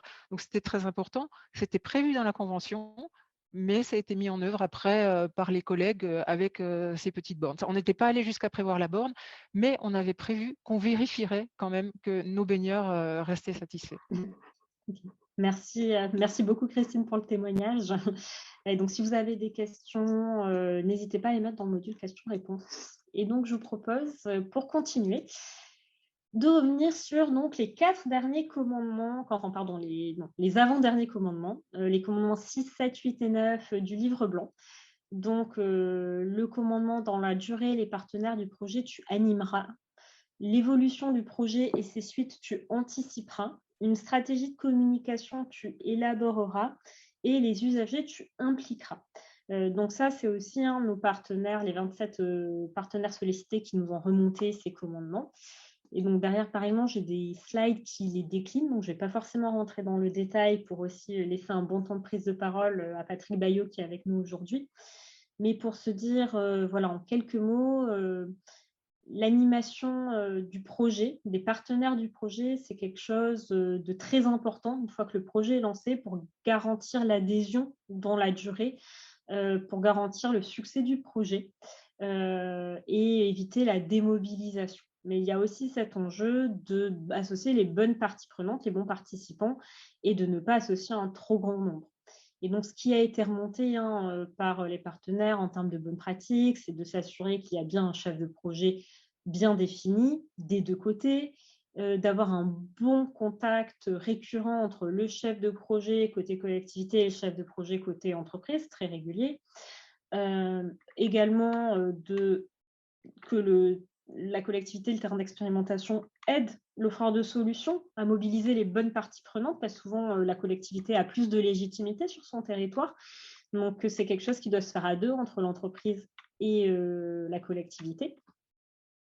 De bien définir la structure chef de file, de définir en amont les instances comité technique, comité de pilotage, comité stratégique et les processus décisionnels, de voir dans quelle mesure il est important d'associer les élus à ces instances de suivi si on est sur un projet stratégique, de bien organiser des réunions de lancement, des réunions, des points bilatéraux quand des personnes ne peuvent pas venir, et également une grosse importance de diffusion de l'information via des comptes rendus, des relevés de décision, de définir les bons canaux de communication pour les partenaires du projet, et de bien bâtir un sentiment d'appartenance au projet via des réunions régulières, via du partage d'informations, des photos, des témoignages, de créer des temps forts autour du projet, voire même de mettre en place une newsletter, si on est dédié aux partenaires du projet, pas forcément public, mais dédié aux partenaires du projet, si on pense que ça peut être opportun. Sur le 7e commandement, on est plutôt sur du coup l'évaluation du projet et ses suites. Et donc là, les partenaires nous ont dit, oui, en fait, on ne s'en rend pas forcément compte au début ou en milieu de projet, mais à la fin du projet, si on n'a pas eu d'évaluation, il va y avoir un temps de flottement. C'est-à-dire, si on ne se dit pas, OK, on avait défini des critères de réussite, des indicateurs, on va arriver à la fin du projet en disant, OK, on pense que c'est un succès, ou pas, hein, mais si c'est un succès, on va avoir du mal à le justifier. Donc là, les partenaires, collectivités, entreprises, nous ont dit il faut vraiment, dès la phase amont, définir ce qu'on cherche à prouver via cette expérimentation, définir des indicateurs quantitatifs et qualitatifs, et définir des critères de succès. Et donc ça va passer vraiment par une co-construction entre les offres de solutions et les termes d'expérimentation d'un protocole d'évaluation. Au-delà de juger de la pertinence du projet, ça va permettre également d'encourager l'essaimage de ces solutions sur d'autres territoires parce qu'on pourra justifier de l'impact que ça a eu sur le territoire. Et donc, comme vous pouvez le voir dans cette slide-là, on a plein de petits conseils sur la stratégie d'évaluation, notamment celui de ne pas hésiter en cas de manque de compétences ou d'expertise à mobiliser des experts évaluateurs neutres qui sont légitimes, compétents sur le sujet. Donc, par exemple, sur certains projets, nous, on voit intervenir le CEREMA avec ses experts techniques. Donc là, c'est juste un acteur parmi d'autres. Hein. Ça peut être des acteurs plus sur le milieu du numérique, etc. Mais pas hésiter à aller mobiliser des tiers évaluateurs neutres qui donneront encore plus de légitimité au projet. Et donc, en fin de projet également, au-delà de la co-construction initiale d'un protocole d'évaluation, du suivi dans la durée. Donc, il faut bien suivre dans la durée ces indicateurs. Hein. Des fois, on en définit, on ne les suit pas et à la fin, on s'étonne que ces indicateurs n'aient pas été suivis. Il y a aussi le fait de travailler sur des rapports d'évaluation. Donc, il y a un rapport d'évaluation final plutôt à usage interne qui va être confidentiel, mais potentiellement un rapport d'évaluation synthétique qui peut être publié, communiqué, qui va permettre de valoriser et l'entreprise et la collectivité. Et donc, en rebond à ces logiques de communication, il y a vraiment un gros enjeu sur la communication parce que souvent, ces projets d'innovation et d'expérimentation, c'est des bons moyens pour l'entreprise de se faire connaître, de trouver des prospects, des clients, et pour la collectivité de mettre en avant un beau projet, de communiquer sur sa capacité à innover, de s'insérer dans sa stratégie aussi d'attractivité. Et donc là, les partenaires nous ont dit qu'il faut bien fixer des règles entre les partenaires pour communiquer. Donc déjà, être sûr que le projet soit sécurisé avant de se lancer dans la communication, de définir des temporalités de communication, d'avoir l'accord réciproque des parties prenantes pour communiquer, de pouvoir même mettre en avant des témoignages, des choses qui vont un peu incarner le projet. En cas de suivi par un élu, d'intervention d'élu sur les sujets, de bien préparer des éléments de langage pour que l'élu aussi soit à l'aise pour parler de ce projet-là, et de bien identifier ensemble les canaux de communication à mobiliser en externe. Est-ce que c'est une newsletter? Est-ce que c'est des articles sur un journal de la collectivité, dans la presse, etc. Donc, une vraie co-construction de la stratégie de communication, ou comme le disait aussi Christine Landré pour l'Eurométropole, de bien insérer cela dans les conventions pour s'assurer qu'on n'ait pas de dérapage sur la communication autour d'un projet. Donc, vous pourrez retrouver pas mal de pratiques que vous voyez s'afficher à l'écran dans le livre blanc. On est également là, l'équipe Grand Tester, si vous avez des questions.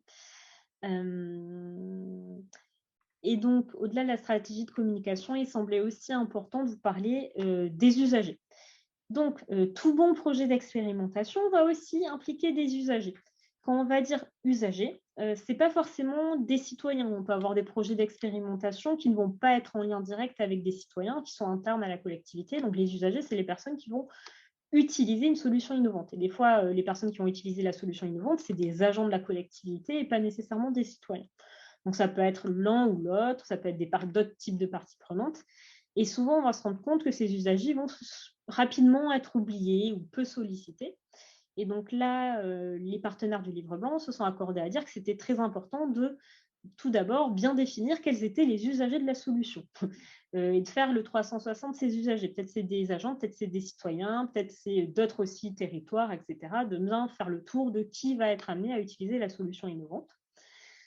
De pouvoir organiser des réunions de présentation, de concertation avec les usagers et de bien travailler à l'adhésion au projet, de collecter aussi les freins, les inquiétudes, de rassurer, d'expliquer, etc.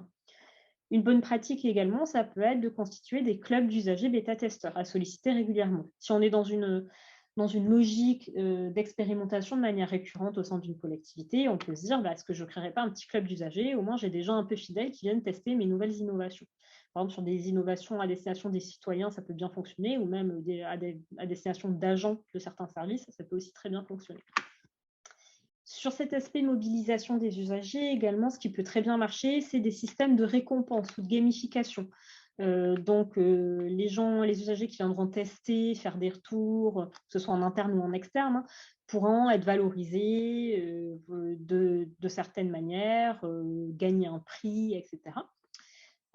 Et également, un autre conseil qui a été relevé, c'était éventuellement s'appuyer sur des experts en usage, sur des designers. Il y a plein de nouvelles compétences qui se développent autour de l'usage. Et donc ça, certaines grosses collectivités ont déjà des designers en interne. C'est peut-être un peu moins le cas de petites collectivités, mais c'est en tout cas des compétences qui peuvent être très précieuses autour des projets d'innovation et d'expérimentation.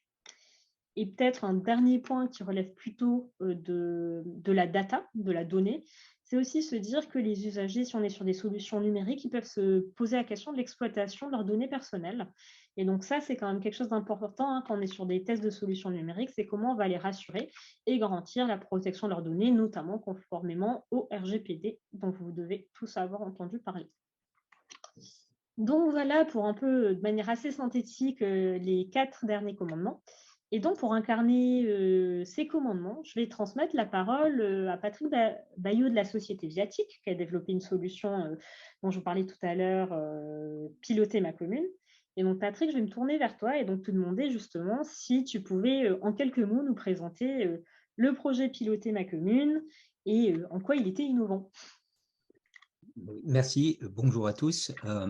Alors, Piloter ma commune, c'est un outil collaboratif innovant, déjà par le public qu'il vise, puisque c'est un outil logiciel global destiné au départ aux élus locaux des petites et moyennes communes et qui prend également en compte les agents, mais aussi la possibilité d'impliquer les partenaires externes. Vous le voyez sur le slide avec les petits onglets en haut, là.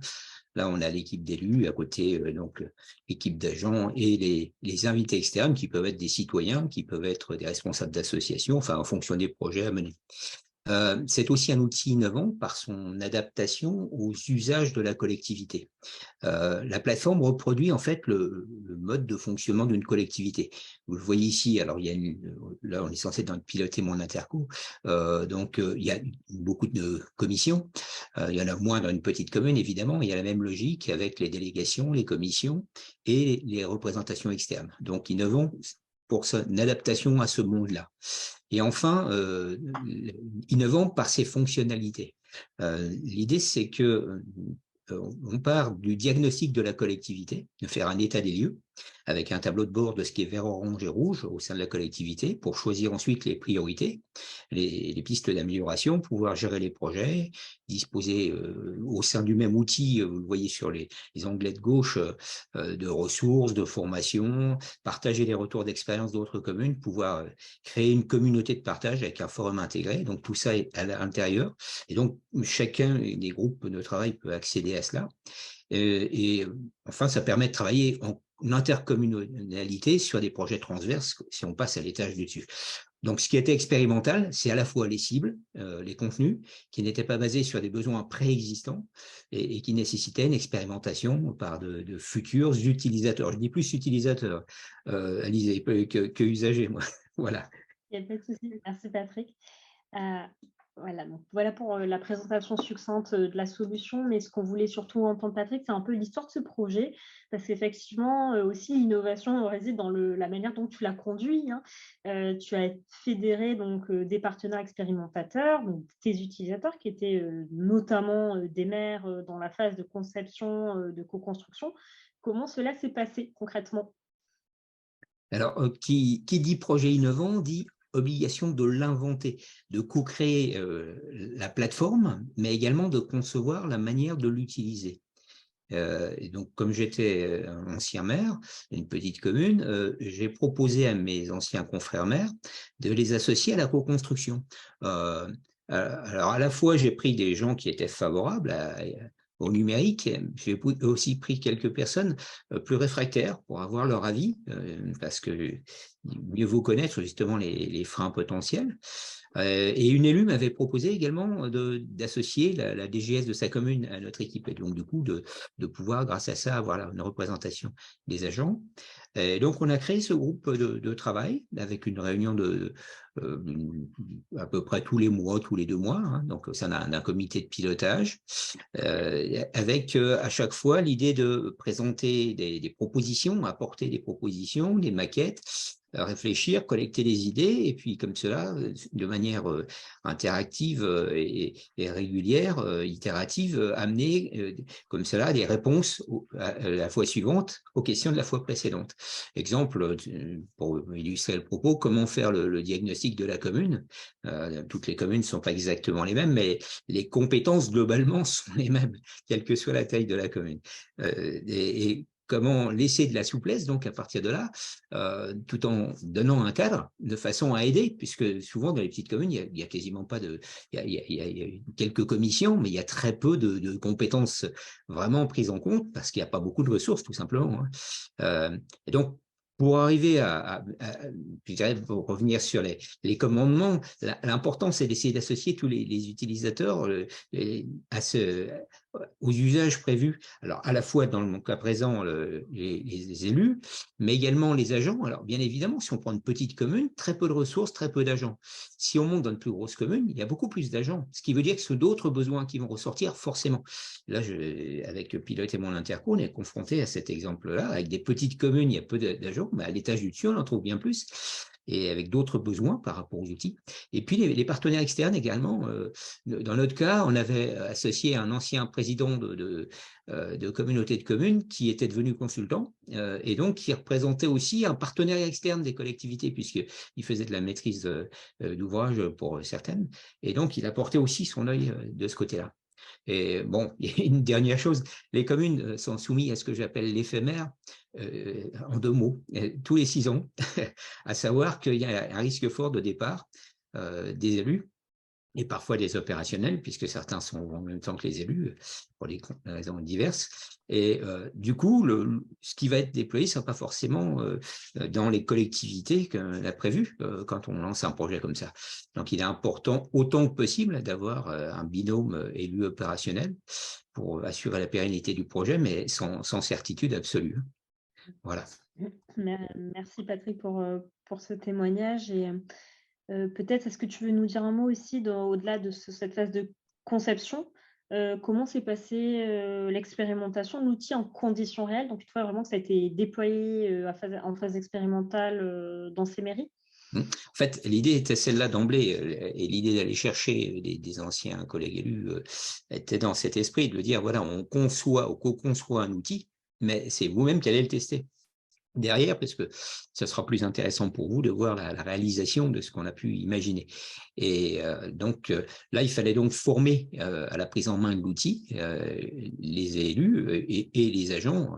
Alors, encore une fois, dans une petite commune, plus les élus. Donc là, on utilisait le droit individuel à la formation des élus, hein, puisque Viatic, la société, est agréée par le ministère pour faire de la formation d'élus.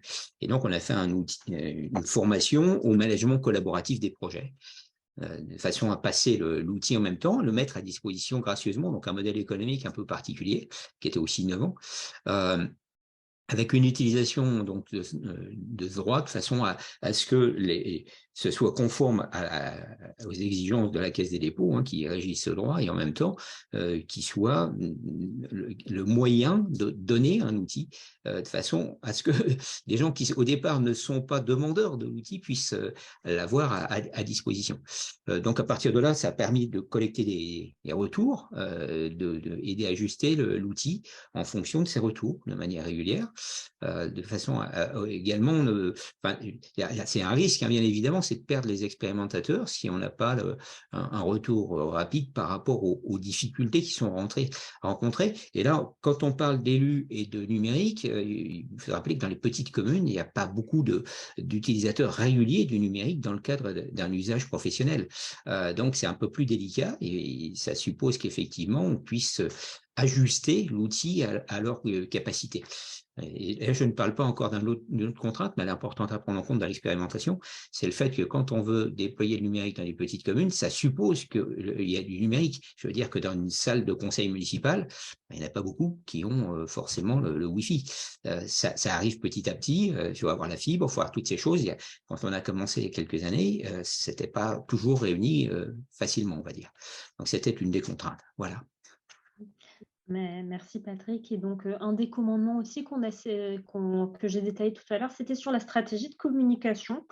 Donc, peut-être, dernière question sur ton projet. Toi, voilà, comment tu as communiqué autour de ton projet? Comment potentiellement les mairies aussi avec qui tu as collaboré ont communiqué sur le projet? Oui, alors l'idée était justement d'associer autant que possible les maires, les mairies à ce retour de communication, puisque ça valorise ce que peut faire la collectivité, donc autant que ce soit bénéfique pour les élus eux-mêmes.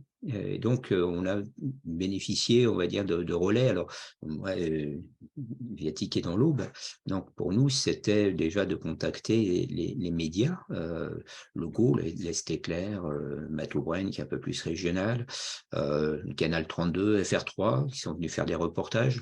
Voilà, donc des choses de cette nature, mais aussi, alors via les réseaux, sachant que la cible des élus des petites communes n'est pas forcément très présente sur des réseaux, à part Facebook, mais c'est pas très pratique dans les toucher, on va dire, directement dans ce cadre-là.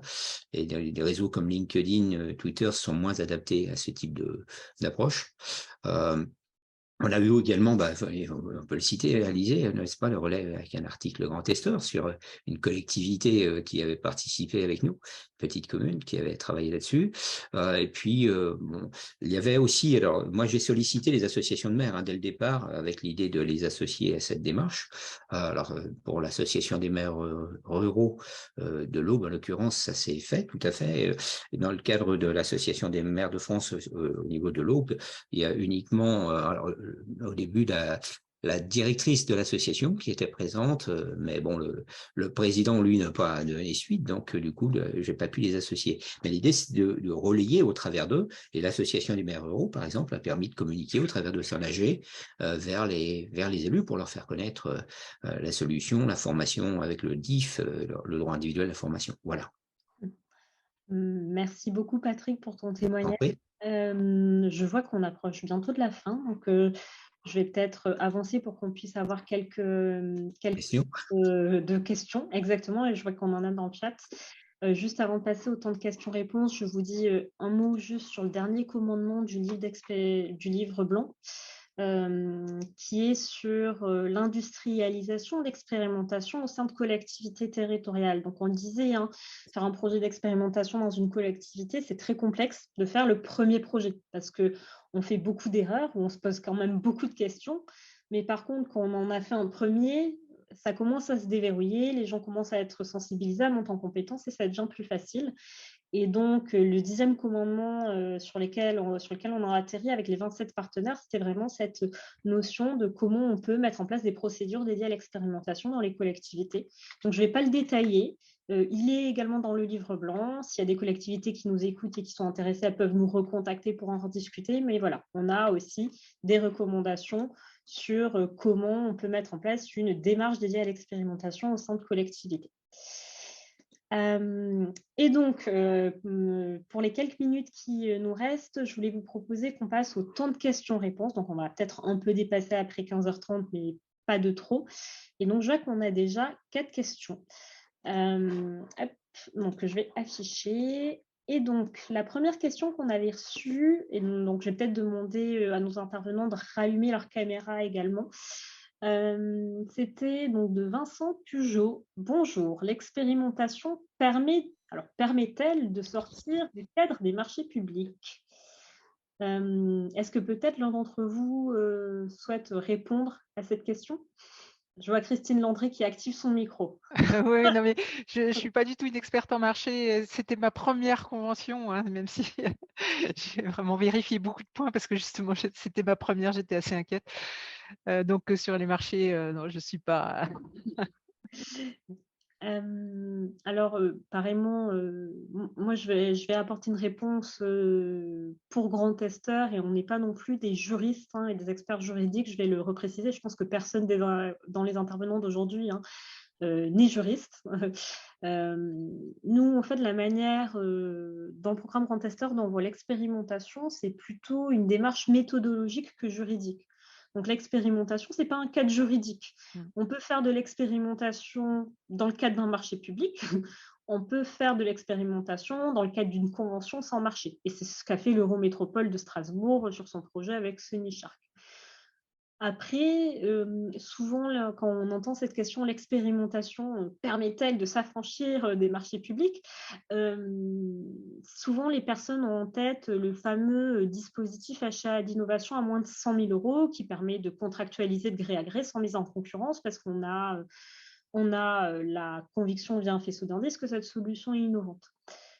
Faut savoir que ce marché de gré à gré qui est l'achat d'innovation, ça s'insère dans le cadre des marchés publics. C'est juste que ça s'affranchit de mise en concurrence. Voilà. Donc, voilà, un premier niveau de réponse sur le sujet. Je ne sais pas si un autre intervenant voulait peut-être agir sur ce sujet-là, mais je ne suis pas sûre que vous ayez fait des achats d'innovation de ce type-là. Non, mais je vois que le monsieur qui a posé la question a dit que la question a été répondue dans la visio. C'est dans les réponses. Super. Merci beaucoup, Patrick. On avait une autre question. Bonjour, il semble que l'expérimentation, une question de Frédéric Kempf. Bonjour, il semble que l'expérimentation ne relève que de relations en collaboration avec la sphère publique. Cela peut induire des lenteurs, contraintes politiques, juridiques, publiques, mais cela semble favoriser les financements. À votre connaissance, quel pourcentage d'expérimentation relève du domaine privé? Donc, je pense que ça, c'est plutôt une question pour l'équipe Grand Testeur. Donc, je vais répondre succinctement. En fait, Grand Testeur, c'est un programme dédié à l'expérimentation entre offreurs de solutions et collectivités. Donc, c'est un programme qui est dédié à ce type de collaboration. De l'expérimentation, si ça rejoint ce que je disais tout à l'heure, c'est plutôt une manière de faire, une méthodologie, un état d'esprit. Ça peut être fait dans le public, dans le privé. Dans le public, c'est potentiellement plus compliqué pour tous les freins qu'on a notamment évoqués lors de ce webinaire, et notamment il y a la grosse question des marchés publics qui revient souvent sur la table. Quel pourcentage d'expérimentation relève du domaine privé? Ça, nous, on n'a pas un suivi de ça. Mais en fait, il y a sans doute tout autant, voire bien plus d'expérimentation dans le secteur privé que dans le secteur public. Nous, on recommande aux entreprises d'aller vers de l'expérimentation avec les acteurs publics si ça fait partie de leur cible principale ou si elles ont un accès facilité qui leur permette de tester rapidement leurs solutions. Par contre, vouloir tester avec une collectivité qu'on ne connaît pas, une solution qui pourrait être expérimentée plus facilement dans le secteur privé, ça n'a pas forcément de sens. Donc, autant aller vers le secteur privé.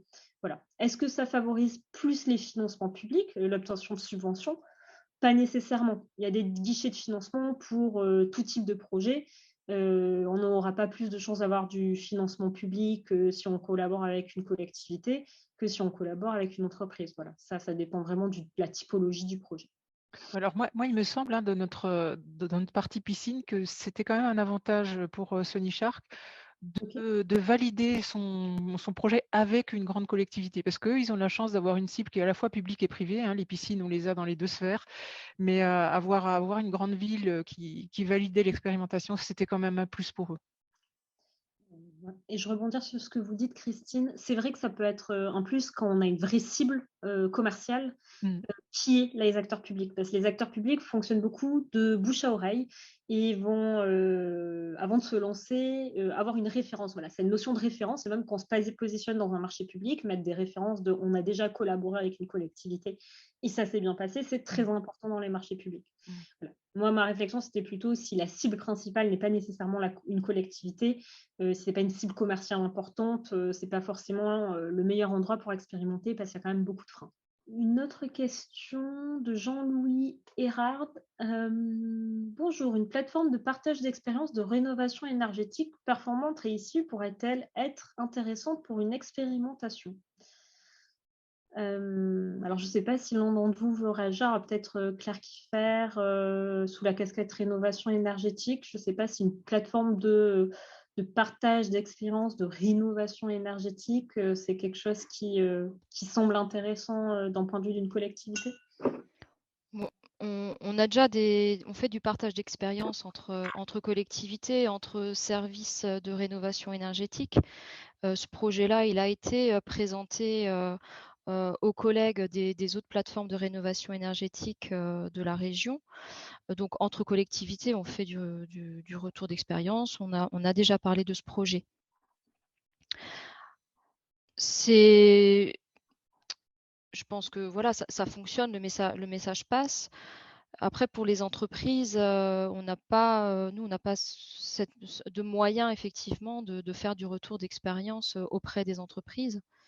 Après, ce que je constate, c'est que nous, cette méthodologie qu'on a mise en place, on l'a répliquée plusieurs fois. On l'a fait pour les particuliers, on l'a fait ensuite pour l'isolation des planchers bas, on l'a fait ensuite pour l'éclairage public et on se l'a approprié, puis on l'a remis en place. Enfin, c'était une expérimentation et c'est devenu un petit peu plus généralisé pour nous. Par contre, côté Cozy Habitat, je sais qu'eux ont beaucoup plus de mal alors qu'on a défini cette méthodologie ensemble, qu'ils ont cette vision pour nous de collectivité lorsqu'ils ont créé leur petit cahier des charges et qu'ils vont essayer de démarcher d'autres collectivités. Je sais qu'ils ont énormément de mal à réussir à mettre un pied dans les collectivités.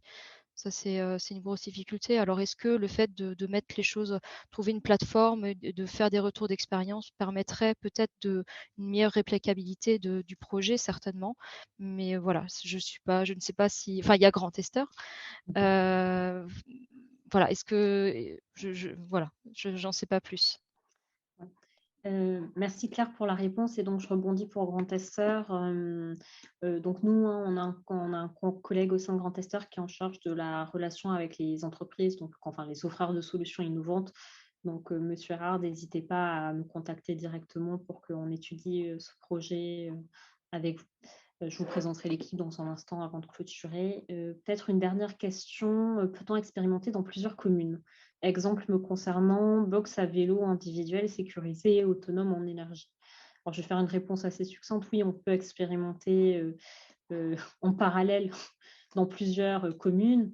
Après, la question, c'est est-ce que c'est sur la même intercommunalité et c'est un projet qui est piloté par l'intercommunalité qui se déploie sur plusieurs communes? Est-ce que c'est sur plusieurs communes qui ne sont pas dans la même interco? La complexité du projet ne va pas être la même. Voilà. Mais il n'y a pas de contre-ordre. En fait, on peut expérimenter avec 30 acteurs en parallèle. Le vrai sujet, c'est la complexité de pilotage du projet et de mobilisation des parties prenantes, de ressources, etc. Voilà. Et puis, il y avait donc une dernière remarque sur le territoire d'expérimentation sur la BA112. Donc, le commentaire est un peu long et je vois que ce n'est pas nécessairement une question. Donc, j'informe la personne qui l'a posée, qu'on l'a bien vu, qu'on va la prendre en compte le côté grand testeur. Voilà. Et en tout cas, et voilà. Et on a un bravo pour la méthodologie grand testeur qui va sans aucun doute faciliter les expérimentations grandeur nature. Donc, je pense un bravo à tous parce qu'il ne faut pas oublier que ce livre blanc, c'est un travail partenarial avec 27 partenaires des collectivités, des entreprises. Et donc, bien sûr, je les remercie. Et puis, je remercie bien sûr les intervenants qui nous ont fait l'honneur d'être présents aujourd'hui pour apporter leur témoignage. Si jamais vous avez d'autres questions après le webinaire, donc n'hésitez pas à nous contacter directement. Si vous souhaitez des mises en relation avec les intervenants, vous pouvez nous contacter. Voilà, on verra si les intervenants sont intéressés de vous rencontrer. Ce webinaire sera disponible en replay et je vais juste finir par une dernière slide de présentation pour vous présenter l'équipe Grand Testeur pour ceux qui ne nous connaîtraient pas encore. Voilà, pour mieux comprendre qui sont les interlocuteurs derrière l'équipe. Donc moi, je suis Alizé Bock, je suis responsable du programme. On a Julia Bertel-Lirmen qui a rejoint l'équipe assez récemment, qui est plutôt référente collectivité, là, donc, qui va être l'interlocutrice principale des collectivités. Donc pour les collectivités qui nous écoutent aujourd'hui, voilà, ce sera peut-être votre interlocutrice si vous avez des questions, si vous avez des projets. Et également, Julia Bertel-Lirman travaille sur l'ingénierie des projets d'expérimentation. Et moi aussi, je suis beaucoup mobilisée sur ces aspects-là.